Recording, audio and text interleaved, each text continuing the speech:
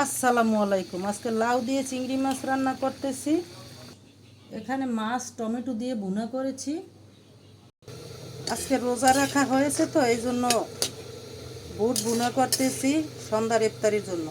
একসঙ্গে সব বসিয়ে দিলাম। এখানে তেল দিয়ে দিতেছি, হলুদের গুঁড়াটাও দিয়ে দিলাম, মরিচের গুঁড়া, গরম মশলার গুঁড়া, লবণ।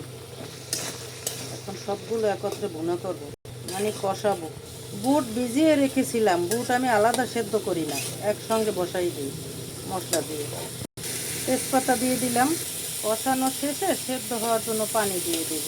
ভালো করে আর একটু কষাই নিই।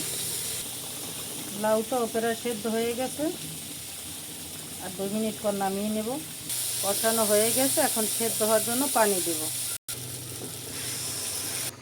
সবাই ভালো থাকুন, সুস্থ থাকুন। সবাইকে অগ্রিম ঈদ মোবারক।